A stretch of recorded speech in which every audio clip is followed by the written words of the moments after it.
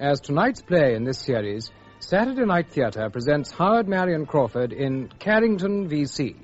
by Dorothy and Campbell Christie.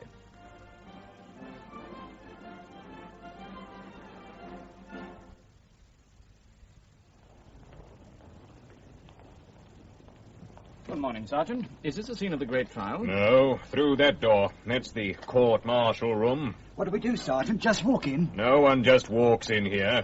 May I know your business, gentlemen? A court-martial is an open court. You can't keep me out. Can't I? You aren't allowed in barracks except on business. Just tell me how you make the court without getting into barracks, and we'll start again. I don't mind him, Sergeant. He just likes arguing. He's Evans of the Echo. I'm Cook from the Mercury. And the court's not open yet. Oh, I see. The Echo doesn't often waste its space on the army, does it? The army isn't news in peacetime. Not till a V.C. puts his hand in the till. Try printing that and see what you get. What's the girl like? What girl? The girl they found in Carrington's room. Are we going to see her? Yes, you'll see her. Is she worth seeing? What's the judge's name? The president of the court is Brigadier Meadmore, assisted by a civilian gentleman from the Judge Advocate's branch. I don't know much about these things. Is there a jury? The court also consists of 4 officers from other regiments who are here today to... the court's open. Come along, please, if you're coming. Take your hats off and put out those cigarettes. Major Carrington, please. Court's open, sir. Thank you, son. Are you guilty or not guilty of the 3rd charge against you which you have heard read? Not guilty, sir. Major Carrington, may I again remind you that you may be putting yourself at a disadvantage by not engaging counsel? Well, sir, I don't think I need a barrister. I'm just going to tell the court the truth. Well, no advocate would object to doing that, Major Carrington. And he might help to present your case in its most favourable light. I know, sir, but I'd sooner have it as it is. Very well. Does the prosecutor propose to make an opening address? Yes, sir. May it please the court. Up to April the 8th of this year, the accused was in command of the 24th Heavy Anti-Aircraft Battery. You will hear the evidence of the pay sergeant of the battery that on April the 6th, the sum of £140 odd was drawn from the bank for payment of a draft due to leave for abroad on that afternoon. Later that morning, the departure of the draft was postponed. The money was not paid out, and it remained, or should have remained, in the battery safe. On the morning of April the 8th, the pay sergeant had occasion to check the cash in this battery safe, and he found it to be short by £125.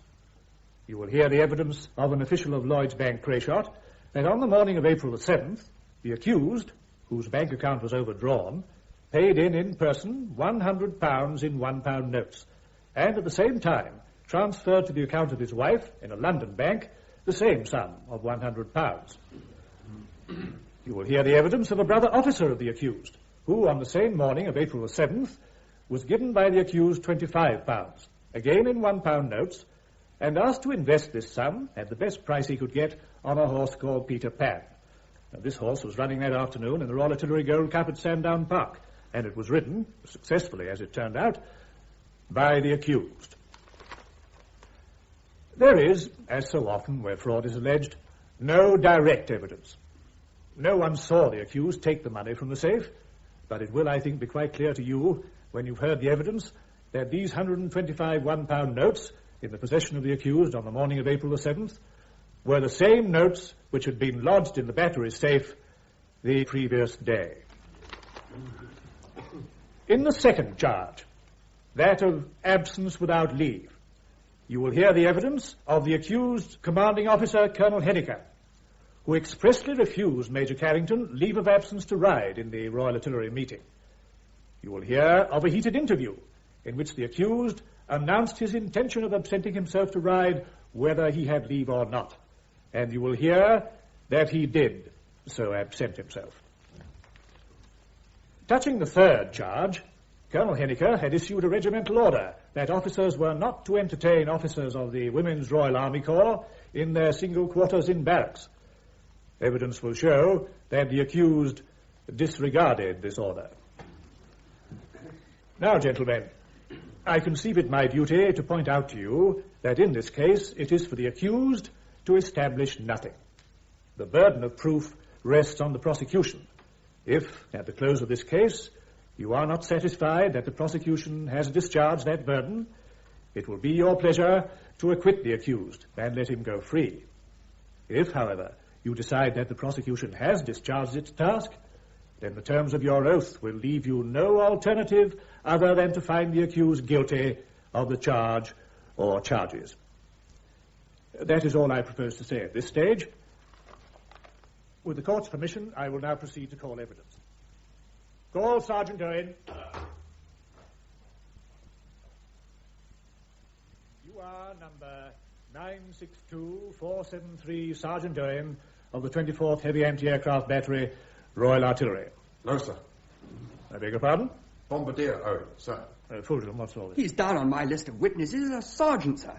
Yes, and you're down on the summary of evidence as a sergeant. Yes, sir. Oh, I see. When this summary was taken, you were a sergeant, and now you're a bombardier. Is that correct? Yes, sir. That's quite correct.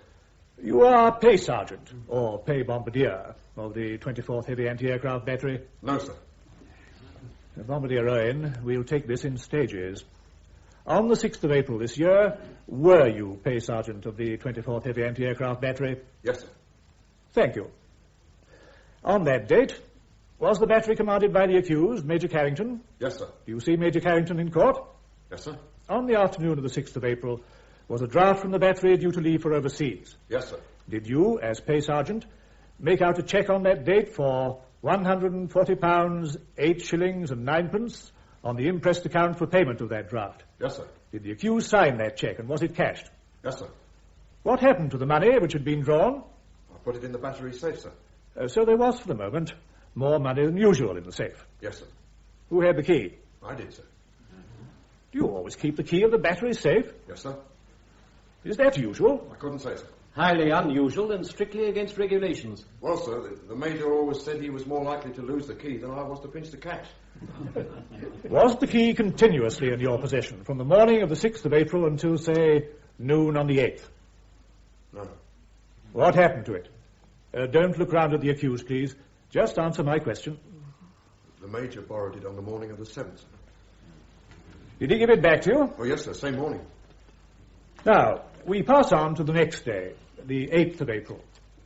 Was the accused in the battery office at any time during that day? No, sir, he was in hospital. Having had, I believe, a fall when riding in a race the day before. Yes, sir. One moment, Major Mansell. Didn't you say in your opening address that the accused won his race at Sandown? He won the Gold Cup, sir, but had a fall in the next race. I see, thank you. Bombardier Owen, on that morning, the 8th of April, did Captain Graham of the Women's Royal Army Corps come to the battery office to speak to you? Yes, sir. In consequence of what she said, did you open the office safe and check the money in it? Yes, sir. I won't ask you any more about the money at the moment, but did Captain Graham then leave the office? Yes, sir. And shortly after that, did the adjutant come to the office? Yes, sir. Did he ask you for the key of the safe? Yes, sir. Did the adjutant... One moment, please. I don't know your name. I'm speaking to your escort, Major Carrington. Forbes, sir. Your part in these proceedings, Major Forbes, is a perfectly silent one. I'm sorry, sir. Continue, Major Mansell. Did the adjutant then ask you for the key of the safe? Yes, sir. Did you give it to him? No, sir. Did the adjutant tell you he had Colonel Henniker's authority to open the safe? Yes, but I was responsible to my battery commander, not to the colonel. Yes, well, what happened then? Well, sir, there were some words passed, and I found myself under arrest. And does that explain the missing stripe, Bombardier Owen? That's right, sir. Did the adjutant eventually open the safe? Yes, sir. How? With a duplicate key, which in our regiment is kept in the regimental office to fit every battery safe, which was news to me. Well, be that as it may, the safe was opened. Did the adjutant then, in your presence, count the money in the safe? Yes, sir. Can you remember how much there was? £28, 9 and 4, sir. Did you then, on the adjutant's orders, produce your books and work out how much cash there should have been in the safe? Yes, sir. Can you remember that figure? £153, 9 and 4. Therefore, you can say, with certainty, that at that time, on the morning of the 8th, there was £125 missing from the battery safe. Can't you? Yes, sir. Very well, then. Now, we pass on to some 30 minutes May later. I interrupt, sir? Yes, Colonel Reeve. Are we going to hear more about this regimental key for the battery safe? Mr. Terry. Major Mansell, is the court going to hear any more evidence about the key from the prosecution? Oh, certainly, sir. There will be evidence from the adjutant who had charge of it and from the officer in charge of administration. May I say something about that, sir? Certainly, Major Carrington. I can assure the court the key isn't important. I'm not going to deny that this money was missing, and I'm certainly not going to suggest that the adjutant took it. With respect, sir, that is not the point at issue. Whatever the accused may choose to admit, the prosecution must still show that the money was in the safe at one time and then found to be missing. And for that, we need the evidence about the key. I quite agree. We can't rely upon a casual admission by the accused to establish the prosecution's case. We'll take that evidence. If you please, sir. Now, Bombardier Owen. One moment, please. Mr. Terry, I have some views on this point. Yes, sir. I'd like to discuss them with you more privately. The court is closed. One moment, please. Bombardier Owen. Please remember that you're giving evidence. During this adjournment, you must not speak to anyone. Very good, sir.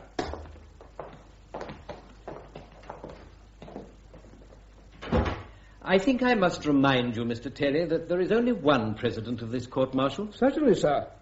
Have I said anything that seems to contradict that? Your decision to hear the evidence about the key was taken without any reference to me. But surely the judge advocate is responsible for guiding the court on purely legal points. Responsible to the president, Mr. Terry. And he takes no decisions. No, sir. But we don't want our finding quashed by superior authority. In 32 years' service, I've presided over a number of courts-martial.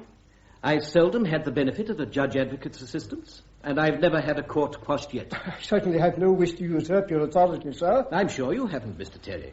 2 queen bees in a hive is never a sound proposition. Now, shall we both glance through the summary and decide whether all this evidence about the key is really necessary? By all means. May the court smoke, sir? Certainly. Pretty casual, Reeve. Trusting your pay sergeant with the key and safe. Yes, but I expect we've all done it on occasion. Depends on the pay sergeant. I was pay sergeant once. No one ever trusted me with a key. Are we going to see this CO, sir, who keeps keys to fit all the battery safes? Certainly, Major Brooksmith. Common habit in the gunners? Never heard of it before. Oh, but this chap Henniker's like that. Commands all the batteries from the regimental office. Ah, know him, do you? What's he like? Proper swine, in my opinion. Colonel Reeve. Sir? That was a most objectionable remark. Yes, sir, I'm sorry it was. Oh, don't misunderstand me. After a witness has appeared before us, you can say what you like about him in closed court. But until we've seen and heard him, any attempt to prejudice the court is most improper. Yes, sir. Now, Mr. Terry. But you see, sir, according to I don't agree with you anyway, Reeve. I was at the staff college with Henniker. We thought he was quite outstanding. Yes, oh, well, I won't argue. Gentlemen, I hope you'll all try not to allow your personal opinion of a witness to influence your judgment of his evidence. So, even if you've known a man for 20 years, Mr. Terry, you should still assess his evidence only on what you've seen of him in the witness box. Certainly. That's the legal view, Reeve, so I'll refrain from comment. Do I gather you don't agree? Oh, I admit if I know a witness personally as a fluent and plausible liar, I tend to suspect his evidence. Which means you're judging that evidence on your prior knowledge of his character. You can put it that way, I won't object. But, my dear sir... I want the right answer, Mr. Terry, that's all. Carrington's whole future depends on the decision of this court. Let's take any help we can get. A true verdict, that's all that matters. And now this key. Well, you see, sir, my point is that unless we have the evidence about the key... Well, we didn't get much from the prosecutor's address, Jim, did we? No. You know, Copper, I still think we ought to have plugged this claim of right business. Listen to this. Chapter 6, paragraph 26, subsection... No, Jim, no. If we wanted a legal quibble, we'd have had a lawyer. I still think we should have. Yes, you're pig-headed, also, so you would. Isn't it time this court reopened? Yeah, I'm still arguing the toss about the key, I suppose. As if it matters. I must say it's nice to have you as my escort, Jim. I'm sorry you stopped a rocket from old Meadmore. Oh, they bounce off me. I don't think he's going to hit it off with the judge advocate, do you? Yeah, suits us. If those two are going to start a private war, they might forget about me. Come in. Oh, Alison, you can't come in here. I'm in. I want to see Copper. You can't. You're on the other side. If they find you in here, they'll shoot the lot of us. I've come to ask Copper what he wants me to say. Well, that's handsome from a prosecution witness. Well, just tell him the truth, Alison. What you said in the summary is quite all right. I hardly said anything in the summary. They wouldn't let me. Well, they won't today. You'll just have to answer questions. There are lots of ways of answering a question. Are you going to ask me any? Well, I may. It depends on how much the prosecution lets you say. But if I do, just stick to facts. Don't try to think up helpful answers. My one ambition is to get the whole story out in court, not just the bits that suit the prosecution. So the more I talk, the better. Is that right? On this occasion, yes. Perfectly right. We want a bit of help. We are not calling any witnesses. What? What do you mean? Copper, isn't Valerie giving evidence? Nope. Why not? What's happened? She can't. She's not up to it. Well, then let's ask for an adjournment till she's well. No. This isn't anything to do with me, is it? Hmm? She's not taking that charge seriously, the one about improperly entertaining me. No, of course she's not. She knows exactly what happened. I told her. Where is she? Back in the nursing home? No, in London with her people. Have you seen her lately? No, not just lately. Copper, may I go up and talk to her this evening? I might be able to persuade her. Look, I've told her I don't want her. Now, she can only give them facts and figures and tell them about our income and expenses, and I can do that. Copper, it's not a lot to ask her just to come down tomorrow and tell them herself what hell these last 2 years have been for her, for both of you. Why is that any better than my telling them she's had a nervous breakdown? Because inside 2 minutes, if she put her mind to it, she could have that court eating out of her hand. No. They've got to acquit me because they believe I didn't steal this money, not because they've fallen for my wife. Anyway, she's not giving evidence. She's just not up to it. You can't drag a woman into court. Can't you? I'm being dragged. I was ordered to attend. I know, and I'm damn sorry about you, but well, that's the prosecution. They can't order Bell to attend. No, but you can. You know, Alison, this is very nice of you and all that, but do you really think it's quite your business? Well, do you? Yes. Yes, I do. Does that surprise you? You can't expect your friends not to care how this goes. Once this is over, I'll stand on, but just for the moment, and what with one thing and another, I think this is my business. So do I. Sorry, Alison. It's all right. You are going to tell them she wrote and asked you for the money. Yes. And what you wanted it for. Of course, to pay a school bill. I'm hoping that'll touch their hearts. You are going to show them a letter. No. But 2 minutes ago, you were asking me to tell them everything. Not that side of it. But that's... Oh, Copper, that's the side to tell them. You needn't blame her. No one wants you to do that. She got a bill she couldn't pay, and she was desperate. She wrote a desperate letter. Well, let them see it. No. All right, don't. Don't lift a finger. Don't even try. Stand up in court in a nice military attitude and answer their questions in a nice gentlemanly way. And then start looking for a nice civilian job, because that's what you're going to need. Court opening, sir. Thank you, Crane. Come on, Copper. Mustn't keep them waiting. Well, one thing's certain, they can't start without me. Major Mansell, the judge advocate has convinced me that I mustn't try to conduct your case for you. So we'll hear your evidence about the key. If you please, sir. Please continue with your examination of the witness. Come on, Bombardier Owen. Sir. The adjutant had just opened Bombardier Owen's safe with his private key. Bombardier Owen was under open arrest, and the accused was still in hospital. Bombardier Owen, after the money was found to be missing, did the adjutant leave the office? Yes, sir. And shortly after that, did Captain Graham return, bringing with her some money? Yes, sir. How much? £125, sir. Did she say what that money was for? Beg pardon, sir. Am I supposed to say what Captain Graham said to me, sir? I don't think you should answer that question, Major Mansell. Bombardier Owen evidently remembers that what the girl said to the soldier isn't evidence. Well, I'll put it another way. Did Captain Graham give you the money? Well, no, sir. What did she do with the money? Well, nothing, sir, because I told her the balloon had gone up and it was too late. Thank you. That is all. Do you want to cross-examine Major Carrington? Yes, please. Now, Owen. Sir? Can you say when I first joined 24 Battery? Yes, sir. June the 10th, 1952, sir. In the course of your duty, did you help me to press my claim for money due from the paymaster? Yes, sir. And can you say what this money... What was the total amount? Major Forbes. Sir. Your duties are to restrain Major Carrington from flight and to suppress any attempted violence on his part. You are not there to assist in his defense or jog his memory. I'm sorry, sir. Sergeant, close that window. Sir. We seem to have the choice between being deafened or suffocated. Go on, Major Carrington. Thank you, sir. Now then, can you quote the total amount which I claimed? Yes, sir. £207, 3 shillings and 4.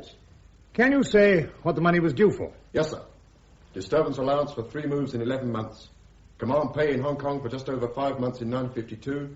Compensation for loss of kit and HMT Vanessa in August 1950.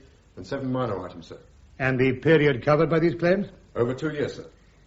Can you say how many letters we wrote between us about all this? Yes, sir. There was 33 proper letters, sir, not counting 14 reminders. 33 were there? I'm afraid you put in a lot of overtime on my private affairs. Well, I never minded that, sir. Did the paymaster ever admit any liability for any part of our claim? Yes, sir. One of those letters, dated February the 12th last, admitted our claims for £190, 8 shillings and 4, sir. Did they pay on that day? No, sir. The letter said they had not yet verified the Part 2 order posting you to Hong Kong in November 52, sir. So they sat on the lot. Did we eventually, and almost entirely owing to you, strike the jackpot, Bombardier Lane? We got a part payment, sir. How much? £152, 2 shillings and 10, sir. On what day? The draft came into the Battery office on April the 14th, sir. 2 months after they admitted liability, and a week after the money was taken out of the Battery's safe. Now, only one more question. When on April the 8th you and Captain Graham found the money was missing, you did your best to cover up the loss. Yes, sir. Well, that was very friendly of you both, but will you tell the court whether I had asked you to do it? Well, no, sir. You were in hospital. We did it on our own. Thank you. That's all, Lane. Thank you, sir. Do you wish to re-examine Major Mansell? No, thank you, sir. Have you any questions, sir? No, thank you, Mr. Terry. Any questions by the court? Colonel Huxford? No. Colonel Reeve? No, sir. Major Fenton? Nothing, sir. Major Brooke-Smith? No. Thank you, Bombardier Owen. That is all. Thank you, sir. Call Captain Graham, please. Sir. Sergeant, what is your name? Sergeant Crane, sir. Well, Sergeant Crane, could you please refrain from making quite such a clatter in the course of your duties? Yes, sir. I'm sorry, sir.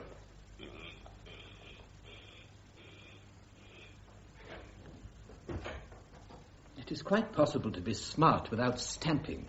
A barbaric habit introduced in quite recent times by Her Majesty's Foot Guards. Major Brooke-Smith, might I trouble you? Oh, I'm sorry, sir. Thank you. Captain Graham. One small point, Major Mansell. Do you think your overworked assistant could arrange a supply of drinking water for me, too? Oh, certainly, sir. Fulton, do you mind? What? Oh, yes, sir. Certainly, sir. Captain Graham. Take the book in your right hand and repeat after me. I swear by Almighty God. I swear by Almighty God. The evidence which I shall give before this court. That the evidence which I shall give before this court. Shall be the truth, the whole truth, and nothing but the truth. Shall be the truth, the whole truth, and nothing but the truth. You are Captain A.L. Graham of the Women's Royal Army Corps. Yes, sir. You're serving in the 47th Heavy Anti-Aircraft Battery. Yes, sir. You are a friend of the accused. Yes, sir. On the morning of the 8th of April last, where was the accused? In hospital. Did you that morning telephone to Mrs. Carrington, who was in London? Yes, sir. As a result of that... One moment, please. Sergeant Crane. Sir. Steady the glass with your left hand. Yes, sir.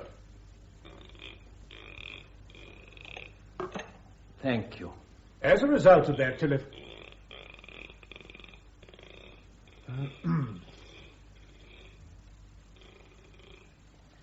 As a result of that telephone conversation, what did you do? I went to Major Carrington's battery office. And one moment, please. This telephone conversation, Major Mansell, is that all we can hear? What this witness said, sir, is of no importance. And we can't, of course, get from her what Mrs. Carrington said. No, sir, certainly not. But we may hear more later. But that is not for the prosecution to say, sir. I'm not calling my wife, sir. She's not fit to give evidence. She's been ill. I'm sorry to hear that. Thank you, sir. Go on, please, Major Mansell. Captain Graham, after speaking to Mrs. Carrington on the telephone, what did you do? I went to 24 Battery's office and asked the pay sergeant to check the cash in the safe. Did he do so? Yes, sir. There was £125 missing. What did you do then? I went away and got £125 and took it back to 24 Battery's office. Oh, please. You went away and got £125. Where from? From my battery commander, Major Holt.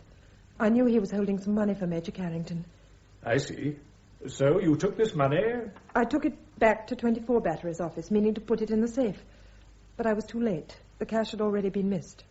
Now, Captain Graham, later that same day, the accused came out of hospital and returned to the mess. Did you see him on his return? Not immediately. I didn't hear until after dinner that he was back. When did you see him? At about 10 o'clock that night. Where did you see him? In his quarters. You know of the regimental order against officers entertaining officers of the Women's Royal Army Corps in single quarters? He wasn't entertaining me. He was ill. He didn't ask me to go and see him. I went. I had to talk to him. Did he ask you to leave? Yes. He begged me to go away. But he made no effort to compel you to leave the room. Compel me? He was ill, just out of hospital. He didn't shout for help, if that's what you mean. Captain Graham, you say you wanted to... One moment, please. What is it, Colonel Reeve? Mrs. Carrington. Oh, I see. Major Carrington, you told me just now that you were not asking your wife to give evidence because she was ill. Yes, sir. I got the impression that but for that, you would have called her. Yes, sir. Is that your wife who has just come into court? Yes, sir. But if you mean to call her as a witness, she shouldn't be in court. My husband doesn't mean to call me as a witness. Can I take that as quite certain, Major Carrington? Well, sir, If there's any doubt, why not discuss it with your wife in the luncheon interval? Thank you, sir. Then, Mrs. Carrington, I must ask you to withdraw. Sergeant Crane. Sir? Show Mrs. Carrington where she can wait. Very good, sir. Go on, please, Major Mansell. Captain Graham, you say you went to the accused's room to talk to him. What did you want to say? I wanted to tell him what I'd done about the money. And I wanted to tell him that Colonel Henniker was out to get him at any price. Captain Graham. I'm sorry, sir. The prosecutor asked me what I said to Major Carrington. Did the accused say anything to you about the missing money? Yes.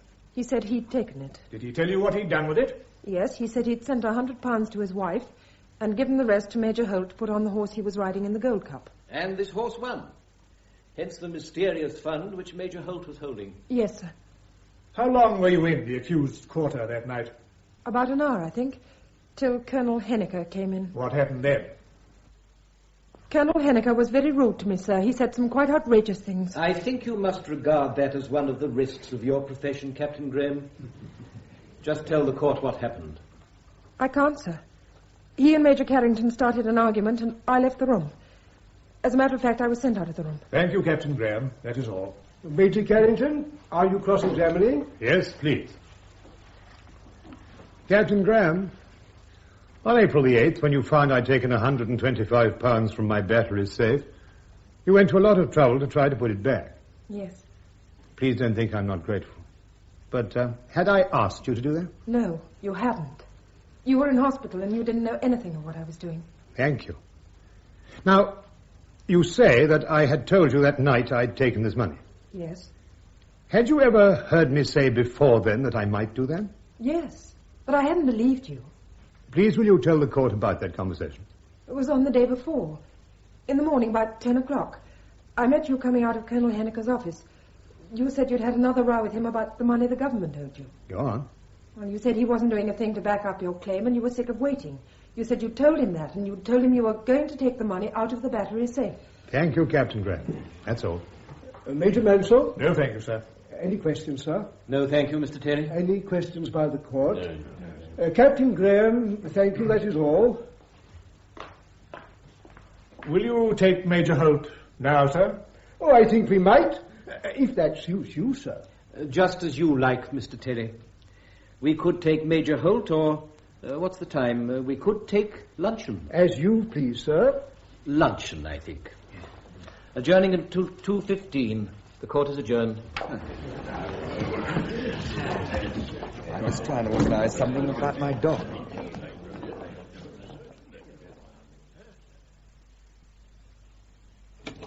There you are, Val, so I wasn't dreaming. Hello, Copper. Hello, Jim. How are you, Val? Oh, I didn't know you were on your feet again. Darling, you've not been keeping in touch. I crawled out of bed the day before yesterday. How are you? Where are the handcuffs? Oh, they trust Jim to look after me. How's it going? Did Alison do her stuff? Yes, she was pretty good. I'm sorry they wouldn't let you stay and see the show. You oughtn't to have come down here at all. Father said it would look better, and I thought you might like to see me. Well, now you are here, how do you feel about giving evidence? You said you didn't want me to. Well, I didn't think you were fit. I'm not. If you like, I'll produce a doctor's certificate. What evidence? What about? Oh, nothing difficult, nothing you'd mind. Just the facts of life in the army, the cost of living, the famous gap between what they paid us and what we were forced to spend. Good heavens, just give them the figures. Tell them what 6 months in a furnished flat in Singapore did to our war savings. Or that a year in an hotel in Hong Kong with 2 children cost you exactly twice what they pay you. Point out that 5 moves in 3 years would break anyone. And tell them the whole thing's half killed me. That's the stuff. That's all we want you to say. Why can't Copper say it? Well, I can, but I don't look right. I don't look as if anything had half killed me. I can't. I know it's futile of me, but I can't. I'm sorry. Val, it wouldn't take 10 minutes. It wouldn't take 5. You've seen the court. Leave it, Jim. Look, Val, let me explain. Leave it. All right. Well, I expect you can do without me. I'll go. Thanks. 5 minutes, huh? Mm-hmm. Oh, just a second, Jim. Yeah? Where are you lunching, Val? Oh. Shall Jim get onto the Holts and ask if they'll have you? Yes, please. Ring Nora, will you please, Jim? Give her my love and say I'll be over in 10 minutes. Right. And honestly, Jim, you can't think less of me than I do. I think the whole thing's damned hard on you. So do I. Most people would take it. Why can't I? I would give evidence if I could. Of course I would. But when the moment came, I'd just run out on you. Outside that courtroom this morning, I stood there for 10 minutes like a stuck pig before I could screw myself up to open the door and walk in. I wish I'd seen you. I've never seen you look like a stuck pig. Copper, what's wrong with me? You're not well. That's what's wrong. How are the boys? They're all right. It's very unfair, isn't it? They shouldn't be made responsible for a stepfather. They've always been so terribly proud of you. Val, I promised I'd keep you out of this as far as I possibly could, but you realize I'll have to tell the court why I took the money. What do you mean? I'll have to mention your letter. You mean you're going to try to put the blame on me? No, not for a minute. Will the court be interested in my letter? Father says it doesn't make the slightest difference why you took the money. I haven't confided my line of defense to your father. My whole case is that the Treasury owed us money which it wouldn't pay. In the end, and through no fault of our own, we got to a point where we couldn't wait any longer. I had to have £100, and I had to have it that day. Well, can't you just say you were being pressed for payment of the boys' school bills? Pressed so hard by the school that I had to have the money that same day. So you are going to say it was my letter that made you do it? Well, I'm not, as a matter of fact, but would it be so unfair if I did? You know it would. I was frantic. I hardly knew what I was writing. I'd never kill myself. How could I? How could I leave the boys? You should have known that. Should I? Well, somehow I didn't feel inclined to risk it. Please don't bring up that letter. It was private. It's unforgivable to broadcast it. Have you still got it? Yes. Please, tear it up. If that letter got dragged out in court and published in the papers, I think I'd die. Copper, I was frantic. I'd had about as much as I could stand. Well, I wasn't having much fun either. And that letter didn't help. Never mind. All I said was, I'm going to have to tell the court that you wrote asking me for the money by return. I can't stand it. I cannot stand having our private affairs dragged out in court for everyone to hear. Val, I didn't do anything I'm ashamed of, and I've got quite a case, you know. Well, what's going to happen? Tell me honestly. I'm going to get off.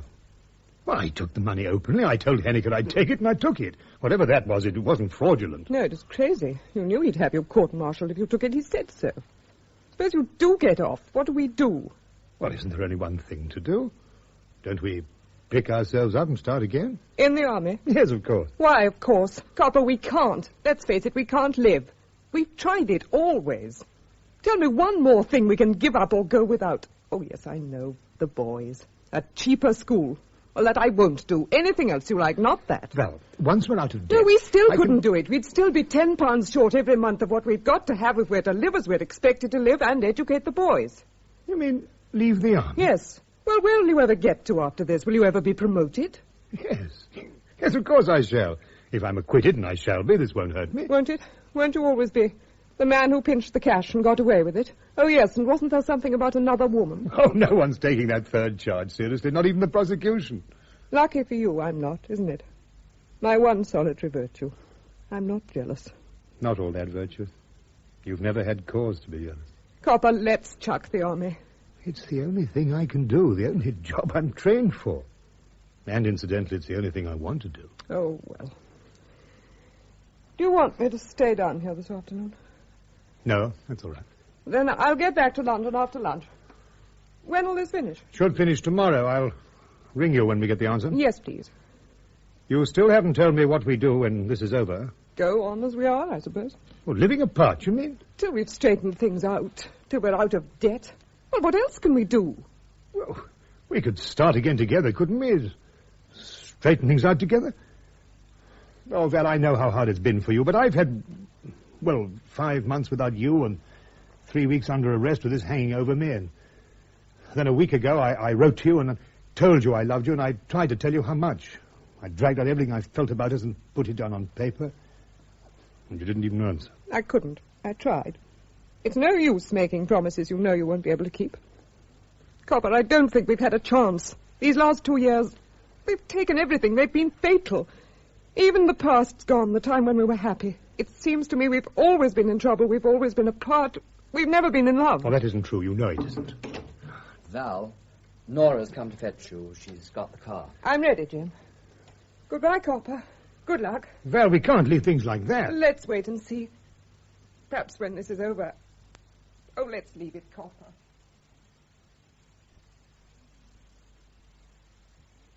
Come on, my overworked assistant. Can't you find it? Just a minute. Ah, here we are. No, hell, that's not it. I only gave it to you just before lunch. Oh, I know you did, sir, and I filed it at once. That usually means we never see it again. Oh, rot, I never lose our papers. Just I can't always put my hand on the right one at the right Here we are. Oh, and good, here are those notes you dictated last night. Oh. I knew I had them somewhere. Hope you can read them. Luckily, I've got an excellent memory. Now, are you sure you've got all the witnesses laid on? Yes, sir. I've got Major Holt and the adjutant standing by now, and I detailed the bank manager for 2:45. Come in. Will this do for your dog, sir? Oh, by Jove. Thanks awfully, Sergeant. He's chewed through his rope again, sir. Damn. I knew it. I heard him stop howling. He's round by the cookhouse, sir. That way. I doubt if he'll have much appetite by now. Oh, you'd be surprised. You can always fit in a bit more. Thanks very much. You're welcome, sir. Do you know what they gave him at Chelsea Barracks last week? Ration biscuits soaked in hot water. Quite a show for the Coldstream, I thought. Was that why he bit the court orderly? I dare say he's getting pretty intelligent. I have seen him. Forget that brute for the moment. The witnesses. Next to her, hanging round anywhere, and I told Colonel Henniker to report here after lunch and find out when you'll want him. Queer bloke. Oh? Elucidate, Fulgham. Well, I mean, this lot can't stand him. Look at that third charge. Just because the girl forced her way into Carrington's room. There's nothing in that, by the way. Not on Carrington's side. Everyone says not. Have you been gossiping about this case in the mess? Me? Good Lord, no. I'm a blooming oyster. You know I am. But I don't stop them talking to me. I mean, one can't be too standoffish. They say the Graham girl's just crazy about Carrington, and he never looks at anyone but his wife. Seems rather a waste of material, doesn't it? Did this come from the blonde you sat next to at lunch? Yes. This regiment can pick 'em. I stood a glass of port after lunch, and you know what she told me? No? That Carrington and Colonel Henniker had the best of 6 rounds in Carrington's room that night. What? You mean they actually came to blows? Well, that's what she says. And Henniker had a beautiful black eye next morning. Oh. Nothing about it in his evidence in the summary. No, my learned leader. This is all inside stuff. Oh. Carrington was in bed, and Henniker hit him. So out he hopped and gave Henniker a hiding. Henniker's not saying anything because he started it, and Carrington's pretty sure to let it go because he doesn't want more talk than he can help about that third charge. Anyway, that's my Blondjob's version, and she's sticking to it. Come in. Oh, Colonel Henniker, sir. Come in, sir. All right, Fulgham, that's all. Very good, sir. Well, Ansel, can you say yet when you want me? Yes, sir. You'll be the last of my witnesses. 4:30, please. Mm-hmm. Well, 4:20 might be safer. Our president doesn't like being kept waiting. All right, 4:20. All going smoothly? Yes, I think so. Oh, one point came up in court this morning. What was that? A witness gave evidence that Carrington told you beforehand that he meant to take this money out of the battery safe. Told me? You don't remember that? No. It's a point of great importance. Why? He still took the money. Oh, certainly. But if he gave you prior warning, it alters the whole character of the offence. Really? If a bank clerk helps himself out of the till and says, "Oh, but I told the manager." If the bank owed him money. Do you mean he get away with it? No, I don't say that, but obviously, still thinking of your bank clerk, it's one thing if he takes the money surreptitiously, but quite another if he takes it openly after a dispute with the manager over the bank's debt to him. Even though the manager wasn't responsible for the debt? Oh, that would be immaterial. Which witness said this? Oh, shouldn't I ask that? Captain Graham. Oh, I see. Did she hear Carrington tell me? No, she had it from him. Wasn't that hearsay? No, it was said by the accused. Oh, well, I suppose it's a line of defense. Oh, come. Would Carrington invent a defense like that and invite a witness to support it? Everything hangs on this for Carrington. No, I find that out of character. You know, Colonel, this case worries me. I find the whole offense out of character. In an officer with Carrington's background... Background? What background? You're not dazzled by his VC, are you? I wouldn't say so. Well, that's the real trouble. The blaze of adulation that surrounds a VC for the rest of his service. Well, I don't say it's his fault, but Carrington's spoilt. Anything he wants, he feels he has a right to. If he wants leave, he takes it. If he wants to ask a woman up to his quarters, he ignores all orders against it. Background or no background. He was short of money, so he helped himself. As simple as that. He just throws away his career and his pension for £125. Oh, no. No, if he won at Sandown, he meant to slip the money back. If he lost, well, he'd get away with it somehow. Something would turn up. Someone would rally round and help. He's got plenty of friends. What he didn't allow for was being knocked out in the next race and taken to hospital. How do you find him as a battery commander? Out of place in the technical unit. He may have been excellent in horse artillery, but in anti-aircraft he's a total loss. Look here. Carrington's whole reputation was made 11 years ago outside Tobruk. In 10 minutes.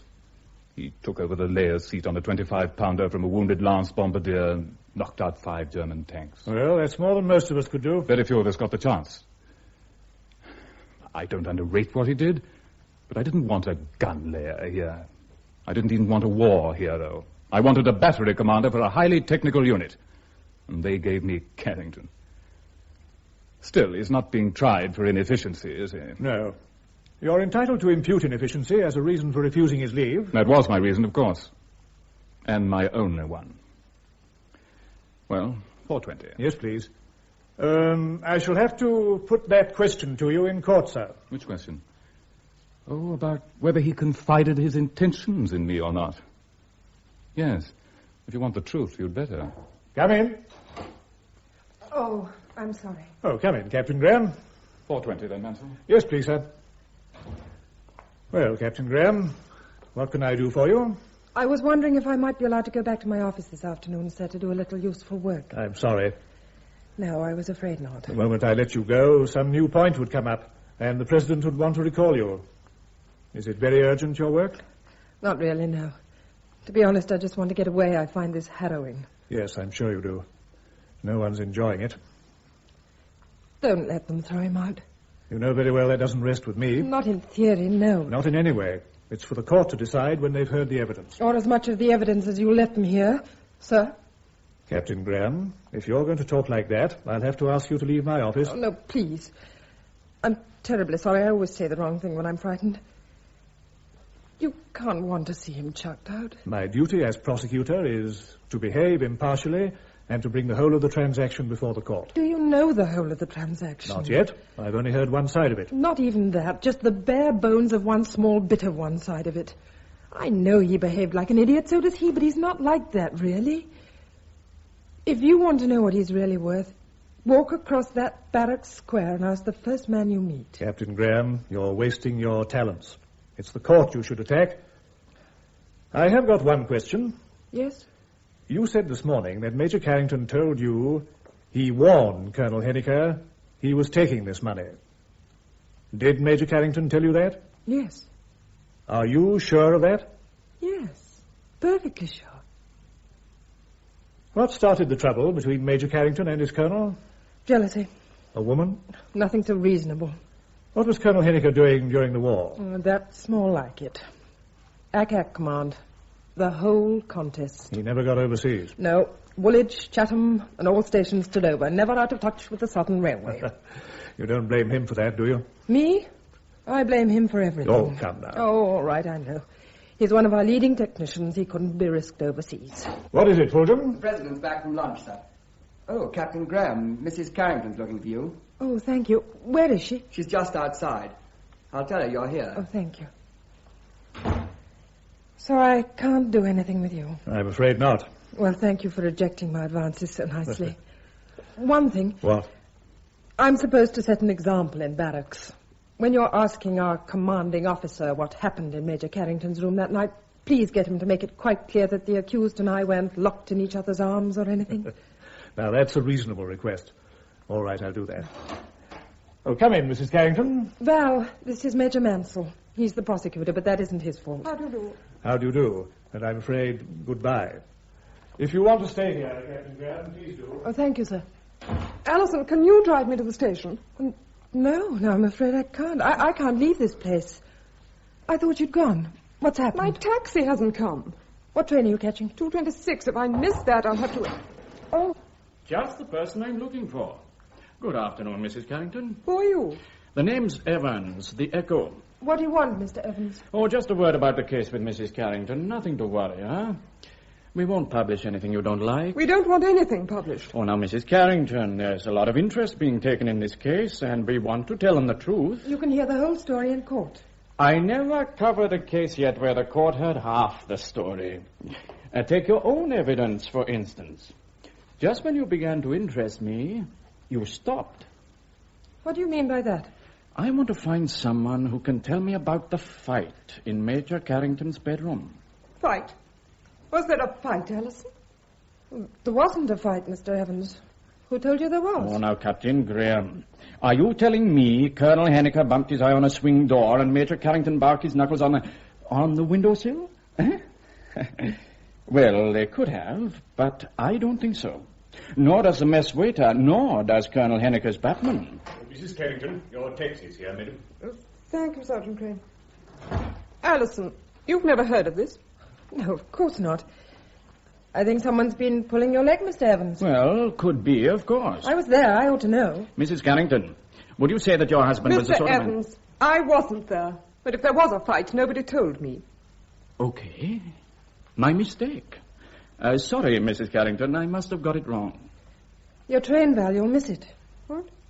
Oh, yes. Goodbye, Alison. Goodbye, Val. Mr. Evans, I think you'd better go. All right, Captain Graham, I'm on my way. Sorry if I asked the right question at the wrong time. So sorry.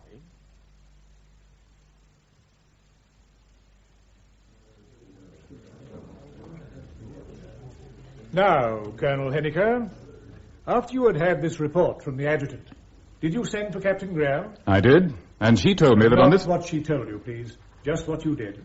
I'm sorry.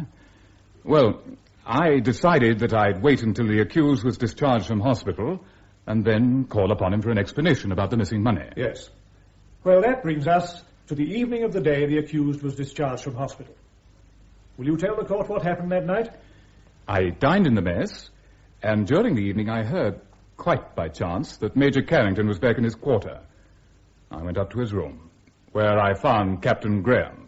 And the accused? Yes, the accused was in bed. Suffering from the effects of his accident? I suppose so. When you entered the room, what was Captain Graham doing? She was sitting in a chair. In a chair by the bed? No, a chair by the window. Was there anything in their attitude or demeanor to suggest that they had been behaving improperly? No. What happened next? I pointed out to the accused that in having Captain Graham in his room, he was disobeying my order. Go on, please. He became rather truculent.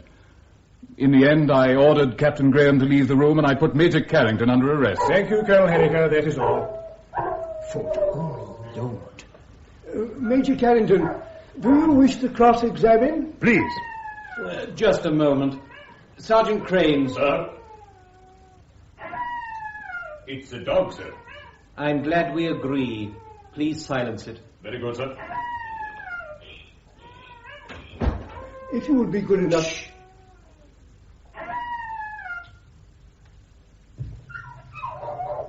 Sergeant Crane is improving. Now, Major Carrington. Colonel Henniker, I think you'll admit we've never got on very well. Oh, certainly. We have very different views about our army duties, for instance. We certainly have. Let's try to see how and why. Let's start on the 28th of March. The court's heard your version of our interview on that day. We agree that at that interview you told me you proposed to hold a training exercise for my battery staff on the 7th of April. I did. Your battery staff needed training. So badly that it couldn't wait one more day. But hadn't you known for at least 6 weeks that I was riding at Sandown on the 7th of April? Isn't that rather an odd way of putting it? Had you applied for leave? No. Rather stupidly, perhaps I hadn't. But do you know how many officers out of your regiment went to that race meeting? I've no idea. I'll tell you, 18. Do you know how many applied for leave officially? I'll tell you, not one. My two fellow battery commanders went, Forbes and Holt. Did they ask for leave? I knew they were going. My question was, did they ask for leave? And my answer was, not officially. But I knew they were going. But you didn't know I was, is that what you mean? Yes. Remember a guest night in the middle of February to dine the new CRA? Yes. We sat one on each side of him, didn't we? Yes. And discussed at some length my chances of winning the Gold Cup on Peter Pan. I don't remember. Oh, you should. You joined in. I can call the CRA, you know. I don't remember discussing it. It isn't a subject that would interest me much. I can call 4 officers who will repeat conversations they had with you in the mess about my chances in the Gold Cup. Do you still say that as late as the 28th of March, you hadn't heard I was riding in the Royal Artillery meeting? I still say it made no impression on me. The moment you told me, officially, that you meant to ride, I told you that you couldn't. And I told you why. Yes, a training exercise for my battery staff cooked up 10 days before the Royal Artillery meeting for the one purpose of stopping me riding. No, for the very legitimate purpose of increasing the efficiency of your battery. I shall ask the court to accept my explanation. Mine doesn't suit your case, I admit. Mine doesn't twist the facts. Gentlemen. Yes, sir, I'm sorry. Colonel Henniker, you started that. Your remark was provocative. I'm sorry, sir. Now, Colonel, let's deal with the third charge next, about Captain Graham's visit to my quarter. She's told us herself why she came to my room that night. Can you tell the court why you came? Why I came to your room? At 11 p.m. Yes, please. You didn't report your return from hospital that evening. I only heard by chance that you were back. What time did you hear that? At about 8 o'clock in the mess. But you didn't come to my room till 11. Now, why? I didn't mean to come at all that night. What made you change your mind? I had reason to believe that Captain Graham had gone to your room. What made you think that? I saw her going upstairs towards the officers' quarters. Well, why not say so?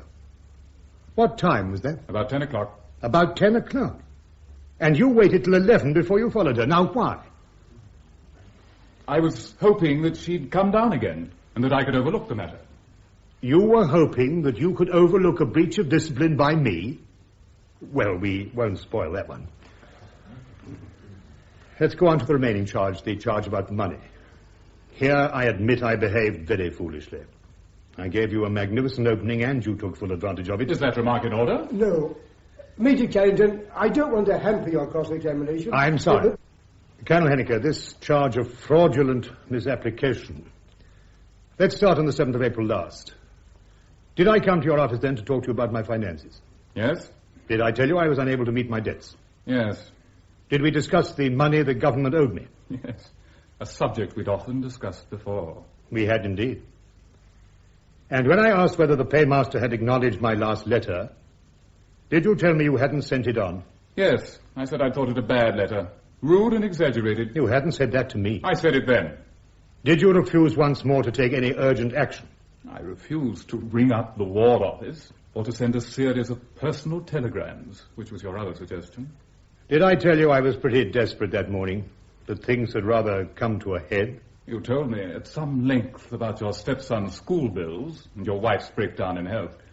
I pointed out that you should have known there'd be a delay and managed your finances accordingly.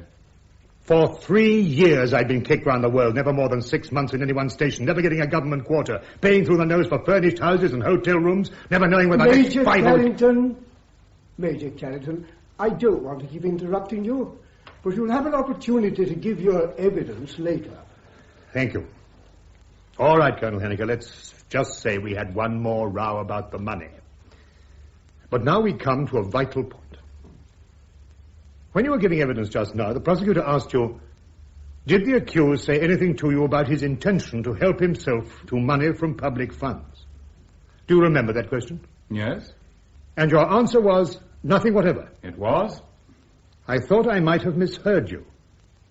Do you repeat that answer now? Certainly I do.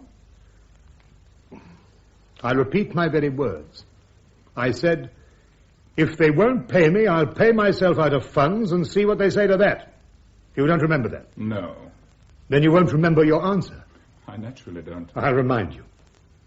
You said, then I shall have great pleasure in seeing you court-martialed. Now, did I make that up? Did I? No. Those were your exact words, weren't they? So far as I can remember, yes. Then how is it you don't remember what I said? You're quoting me in the wrong context. You told me you were going to Sandown that day with or without my permission. And I said if you did, I'd have you court-martialed. Let's start again. The draft that left the regiment on the 8th of April didn't come only from my battery, did it? No. No, it was made up equally from the 3 batteries. Exactly. Now, on the morning of the 8th of April, did you send the adjutant to my office to check that there was money in the safe to cover the pay? I did. Can you tell the court why you picked my battery and my battery only? Certainly. Because only the day before you told me you had no money at all. And yet that same evening in the mess, I heard you'd been betting heavily at Sandown. I see. Did you hear I'd lost? No. Then you heard I'd won? Yes. And since I'd been betting heavily, I'd presumably won quite a lot. Then can you tell the court why that made you think money might be missing from my battery safe? Yes. That is difficult to answer, isn't it? Can I help you? You weren't afraid the money wasn't there. I told you I was going to take it, and you knew damn well it wasn't there. But you were afraid that unless you did something pretty quickly, I might put it back. Is that a question? No, but this is, do you still say I didn't tell you I was going to take that money? I do. Then I have only one more question. How do you like knowing that I know you're lying? And you needn't answer that. Thank you, that's all. Do you wish to re-examine Major Mansell? No, thank you, sir. Have you any questions, sir? No, thank you, Mr. Terry. Any questions by the court? No. Thank you, Colonel Henniker. That concludes the case for the prosecution, sir. Yes. Well, I think it might conclude our labours for the day, don't you, Mr. Terry? As you please, sir. Very well, gentlemen. 10 o'clock tomorrow morning, please.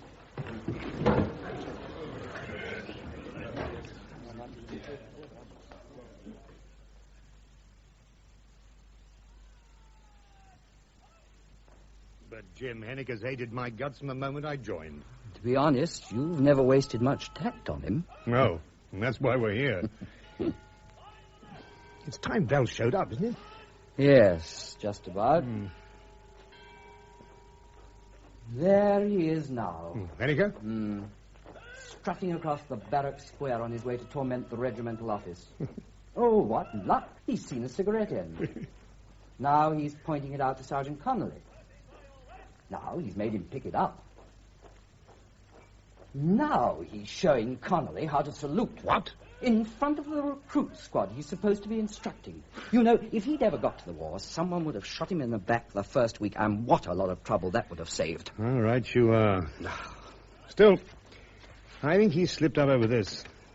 If I can persuade the court that he's lying, it knocks the bottom out of that charge anyway. It won't be too easy. Oh, I don't know. When Val's given her evidence, I'll get the court to recall him and ask him these 2 questions. I think that may do it. Copper, now you are calling Valerie. Why not ask her to tell the court a bit more? Jim, we'll have to go easy with Val. The very thought of giving evidence sends her half out of her mind.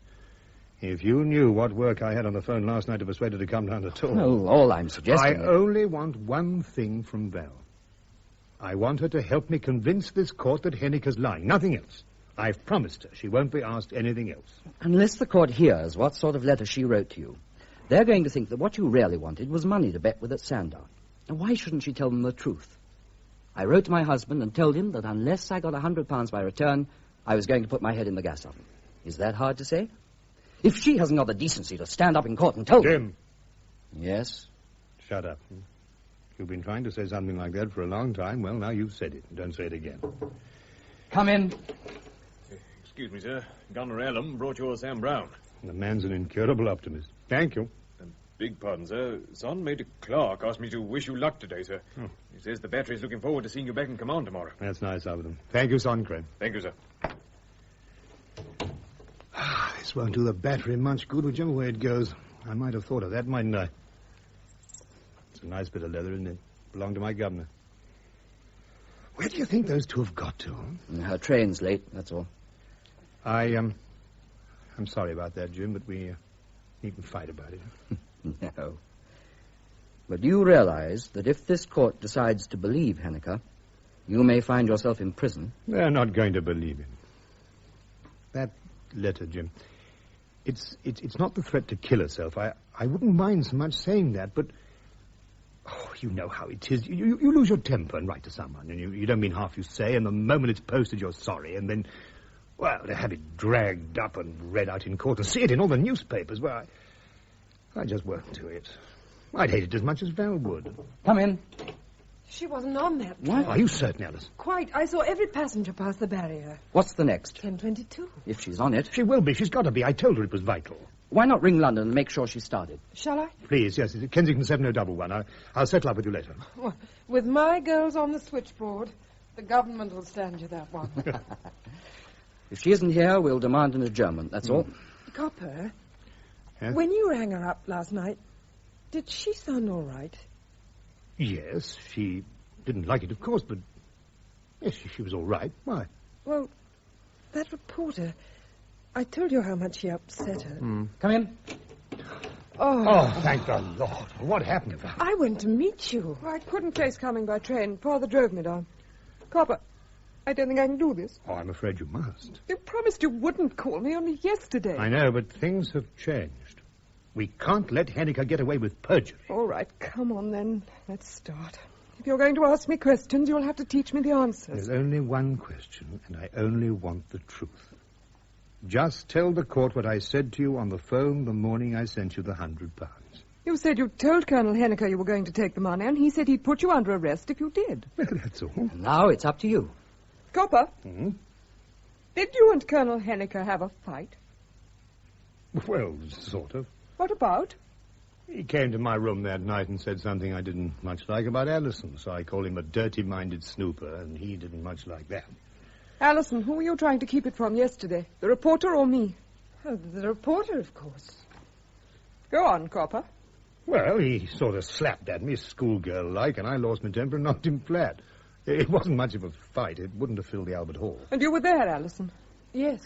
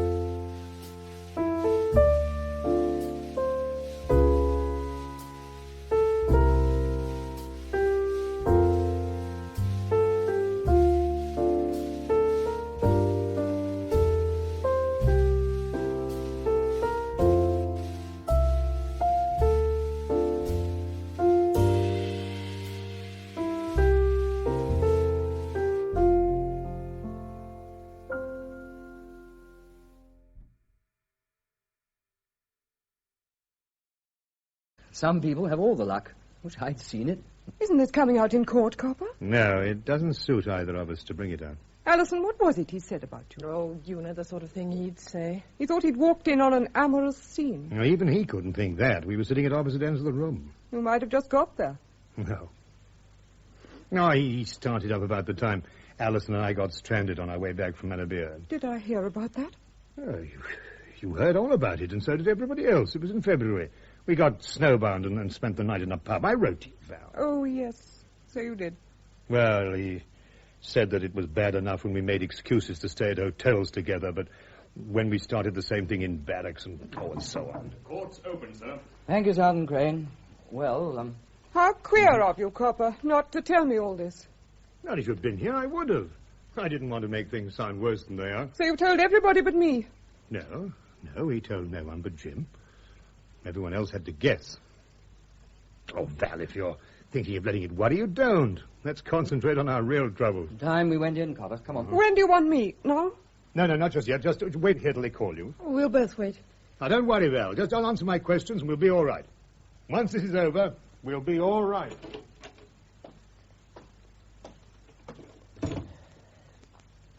Giving evidence is nothing, Val. They know you've been ill. They'll all be telling themselves they mustn't upset you.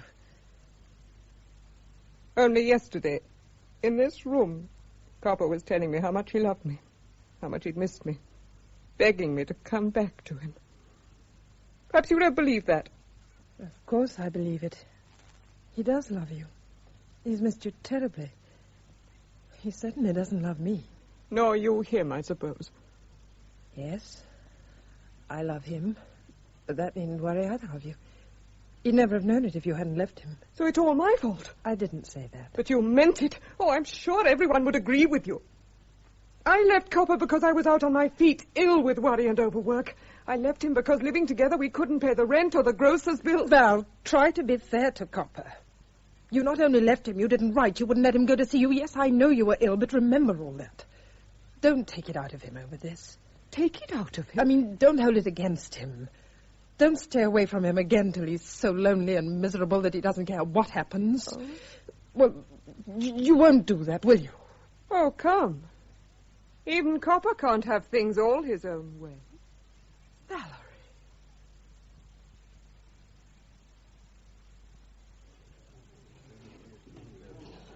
So, Major Carrington, you told neither Bombardier Owen when you returned the key, nor Major Holt when you gave him back the £25.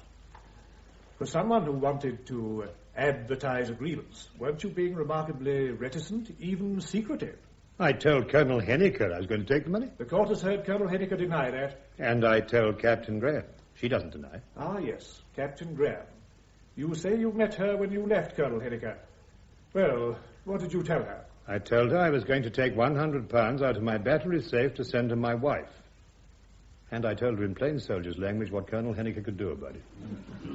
You said nothing about taking an extra £25 and having a flutter at Sandown? Well, I've told you, I hadn't thought then of doing that. When did you think of it?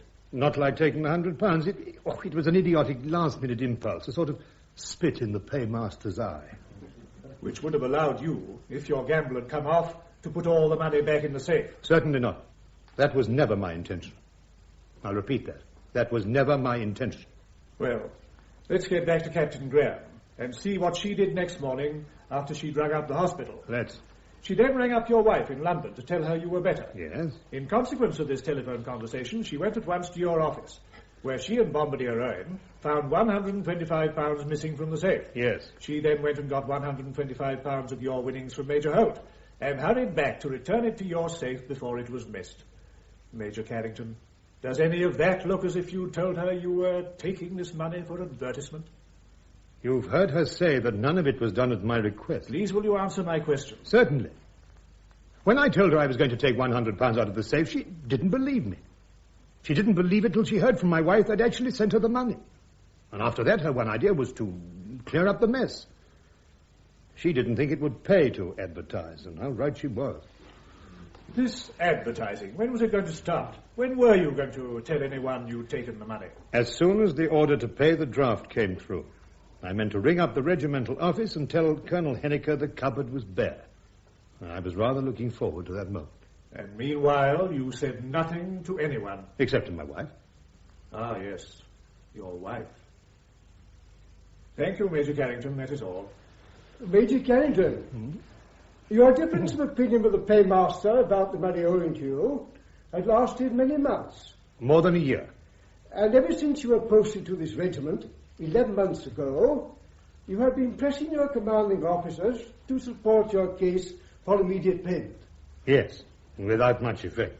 And you claim you told him on the 7th of April that since the money had not been paid, you were going to help yourself out of public funds. Wasn't that rather a sudden ultimatum? Yes, sir, but the letter I got from my wife that morning asked me for £100 by return of post. You say she wanted that money to pay your stepson's school bill. That is so. Was the school demanding payment by return? Not exactly, but the fees were overdue. They should have been paid 3 months before. By what date did the school demand payment? They didn't fix a date. I see. Thank you. Do you wish to ask any questions, sir? No, thank you, Mr. Terry. The court? Thank you. Call your first witness, please, Major Carrington. I'm only calling one. My wife. Shall be the truth, the whole truth, and nothing but the truth. Shall be the truth, the whole truth, and nothing but the truth.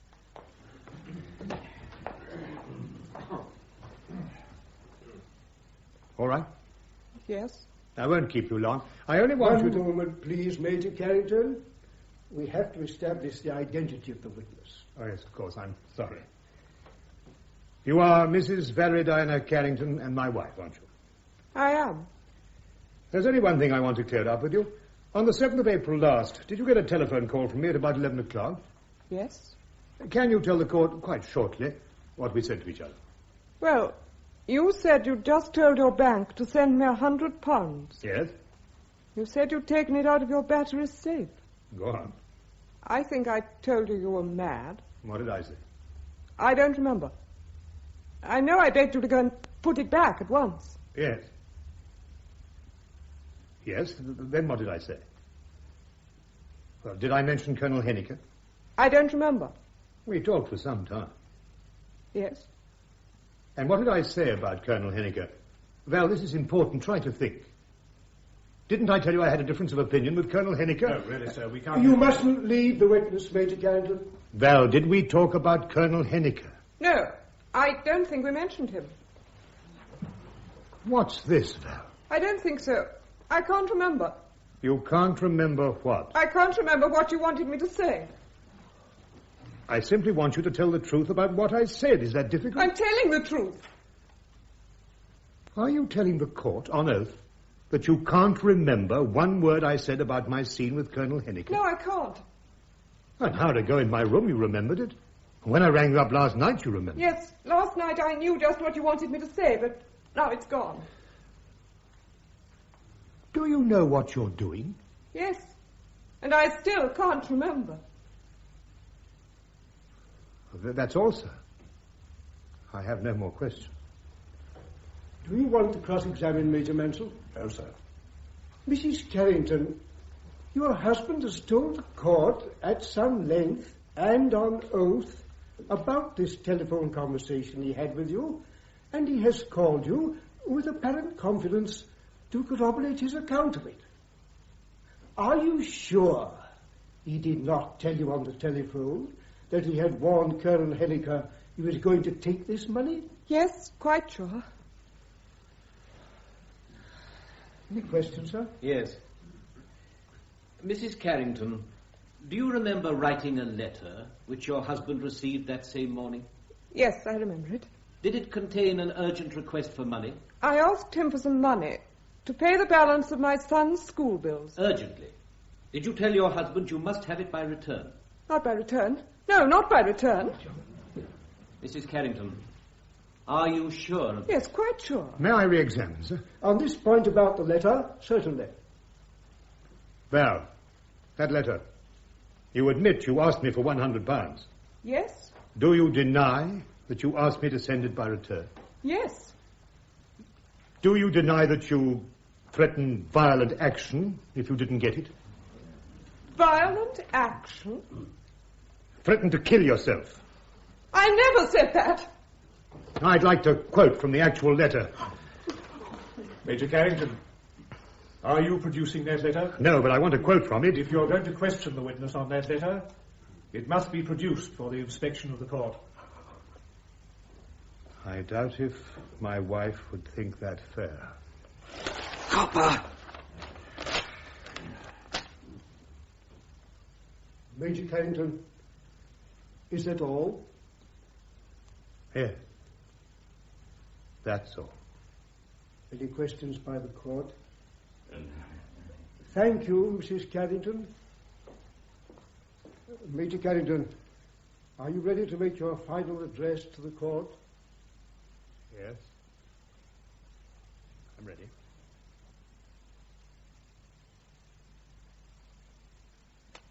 Look, someone's lying. We're all agreed on that. Why should Henniker lie? Why should Carrington's own wife lie? Because, Colonel Huxford, she's a nervy, hysterical type just recovering from a mental breakdown. No, Brooksmith, no. Sir? The defense called her, and you heard what Mr. Terry said on that point in his summing up. But I can't remember what you wanted me to say. Could you have clearer proofs than that? Yes, I'd want much more than that. You've been watching him for 2 days. Does he look the sort who'd cook up a lie and coach his wife to repeat it? Couldn't you see how stunned he was when she said it? Well, of course he was. He didn't expect her to go back on him. That's what I thought. And what did you make of that letter? Yes, Panton, that letter.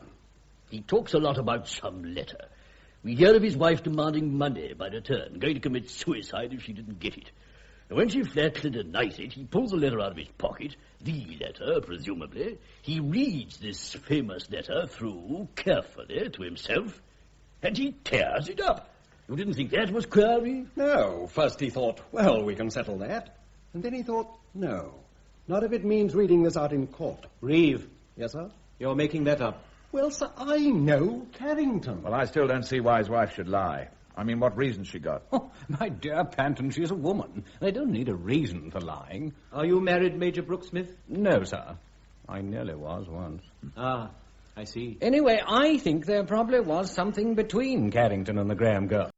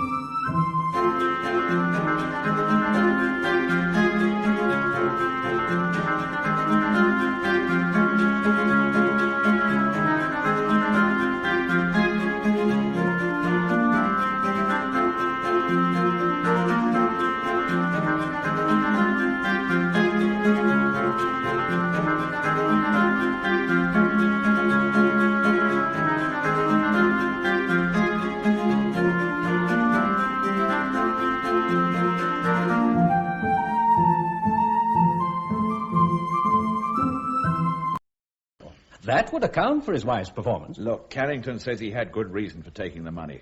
Well, who hasn't? Who hasn't been swindled and slapped down right and left ever since he joined the service? I know I have.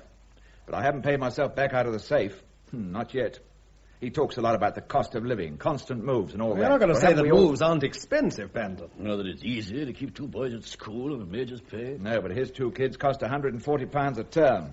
My children go to a council school. Panton, you and Huxford still miss the point completely. Oh? I firmly believe that Carrington did warn Henniker he was going to take that money. And if he Colonel did... Henniker swears he didn't. And you believe him? Yes, why should he lie? You know Henniker, a disappointed soldier. You must have heard him often enough on the technical versus the regimental officer.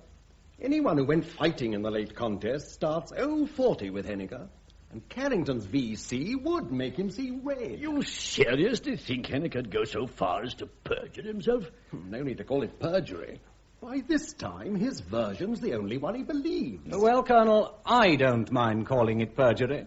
Look, we found Carrington guilty of absence without leave and improperly entertaining the girl. Or you all found him guilty, I didn't. But I still say no sane and balanced CEO would have put up a man like Carrington for court-martial on those charges. And that's why I don't believe one word he says about this charge. In other words, Brooksmith, you're saying, well, I don't care what he did. I don't like his commanding officer. He was beastly over some racing. So I'll vote not guilty. Oh, put it that way if it amuses you. Now, look here. Gentlemen, the more you talk, the more you wonder. Sorry, sir. I think we're ready to vote. The prosecution claims that Carrington took the money secretly and dishonestly. If you believe that, then he is guilty of fraudulent misapplication. Carrington says he took it openly as a gesture. If you believe that, he is not guilty. It's as simple as that. But now, gentlemen, at least one of you is arguing that Carrington could have established his innocence and didn't. If he'd chosen to produce that letter, you say, he could have proved that his wife was lying. Well, that is what I believe, sir. Yes, Reeve, but he didn't produce it. I'm sure that any court of law which decides that the accused could have proved his case but didn't and yet acquits him is on very dangerous ground. We've sworn to try Carrington without partiality, favor, or affection. Let's be sure we do it. And now, remembering that in a court-martial a majority verdict is sufficient, I'll take your votes. Guilty or not guilty of the charge of fraudulent misapplication? Major Brooksmith. Not guilty, sir. Major Panton. Guilty, sir. Colonel Huxford. Guilty, sir. Colonel Reeve. Not guilty, sir. Then the verdict depends on my vote, gentlemen.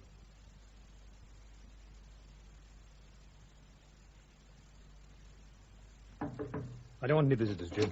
Now, May we come in? You seem to be in. I don't suppose you're feeling too good, Major. You're right, Mr. Evans from the Echo. And Cook from the Mercury. We only want a word or two, nothing painful.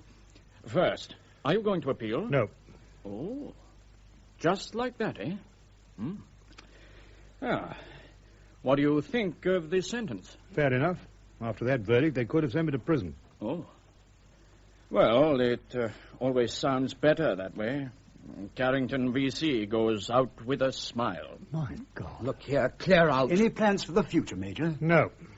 But I've only been dismissed the service 5 minutes. Any chance of a word with Mrs. Carrington? She's gone back to London. I'd be very grateful if you left her alone. And you say our breakdown was caused by your financial troubles. Anything you'd like to give us for a publication about that? Not a damn thing. Now, look, Major. It's the personal angle our readers want. Couldn't we have something about you and your colonel? What sort of show he runs and why you didn't get on with him? We'll see you don't stick your neck out too far. Thanks, but the idea doesn't appeal to me. Well, what about half a dozen signed articles? You don't have to write them. I write them. You sign them. You'll find you do quite well out of it. How's that now, Major? I think it's very unlikely I'd ever want to sign anything you wrote. Okay, Major, that suits me. But there's two sides Cut to every... it out. There's Tuppy. two sides to every story, and we can pick which we like. Carrington VC dodges prison. How do you like that one? Mr. Evans, there are two sides to you. A front side and a back side, and one of them's in danger. Okay, Major. But don't blame me if you don't enjoy the Echo tomorrow. I'm sorry about that, Major. That's all right. My fault entirely. Perhaps I'm not in the mood to be interviewed. May I say one thing? Must you? The Echo's not the only paper, you know. At the moment, as he said, your news. Anything over your name would sell. Articles. Even a book, maybe, if you're getting quick. Can I make this clear? The last thing I want to do is to write anything for anyone about this case. You don't have to mention the case. You know, there's a good bit of sympathy with the army officer these days, and the facts about pay and allowances over your name. Leave my name out of it. A married officer's got a case all right. Ask any one of them. But don't quote me. The facts about that, over your name. Any editor would print them, and the public will read them. Seems to me that can't hurt anyone, and might do your brother officers a bit of good. No. From now on, I'm just another damned fool who tried to get away with the funds. That's all. I hope you've had your money's worth. No. I'm sorry it went the way it did. Goodbye, Major, and good luck. I made a blasted mess of that, Jim. I might have got them on my side. Government sits on what it owes, wrecks war hero's career. Would anyone believe it or care tuppence if they did? Well, what happens now? Do they parade the regiment and drum you out of barracks, or is it all quite informal? Do you just sneak out when nobody's looking?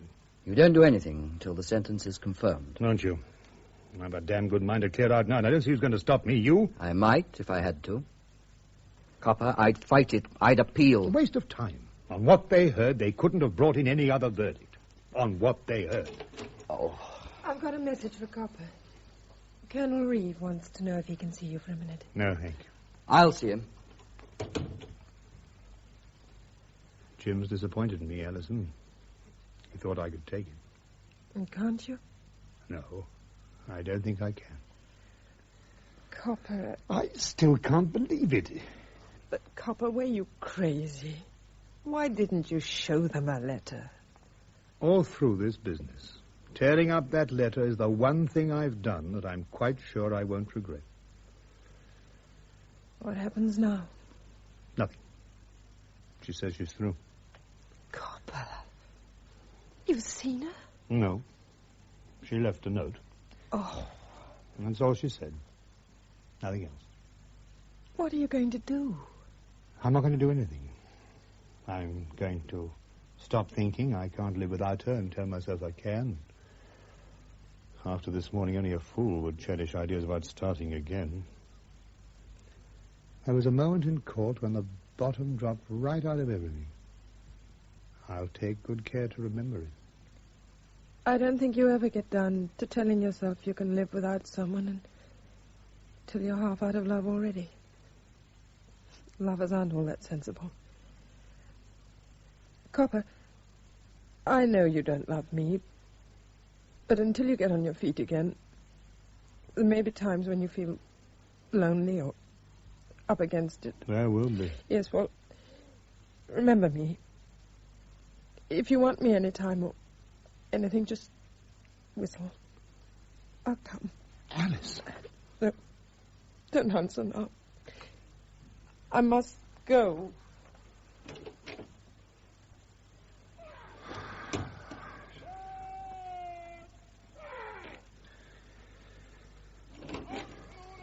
Papa, Bombardier Owen wants a word with you. No, Jim, I can't. Beg pardon, sir. I know you don't want me just now, sir, but some of the batteries asked me to have a word with you, sir.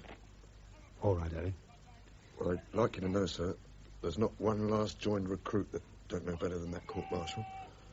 As a matter of fact, there's a movement on foot to show the colonel what they think of him for starting it. Well, for God's sake, stop that. Yes, I know. The Sergeant Major's trot on that. But there's nothing to stop me saying what I think. And of all the dumb, idiotic mess-ups I've ever seen in 12 years' army service, and that's plenty, that verdict and that sentence just about tops the lot. Well, that's what they think, sir. That's what they'd like you to know. Thank you, Sergeant. Bombardier Owen. Gunner Owen, sir. What? Well, I met the adjutant on the way over, and we had a word or two on the lines I've just told you, sir. Oh? I'm under open arrest again. But don't worry, sir. I've had my money's worth this time. Poor old Owen. Well, Copper, that's what Owen thinks, and it's what I think. And it's what everyone who's ever served with you is going to think. You'd better have my belt, Jim. It's a better one than yours. Thanks. I'll try to live up to it. Good luck, sir.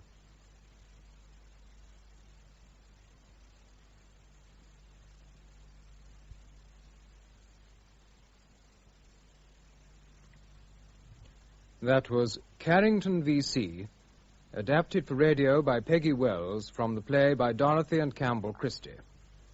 This was the cast. Major Carrington, Howard Marion Crawford. Valerie Carrington, Joan Hart. Captain Alison Graham, Mary Wimbush. Major Forbes, David Enders. The Judge Advocate, John Garside. The Prosecutor, Mark Dignam. Bombardier Owen, Trevor Martin. The President, Lockwood West. Lieutenant Colonel Henniker, Alan Cuthbertson. Major Brooke Smith, Michael Bates. Lieutenant Colonel Reeve, Hugh Moxey. Lieutenant Colonel Huxford, Eric Anderson. Major Panton, Hamilton Dice. Sergeant Crane, John Graham. Captain Fulgham, Charles Hodgson. Evans, Hayden Jones. Cook, Ronald Sidney. Carrington, V.C., which was recorded, was produced by Peter Watts.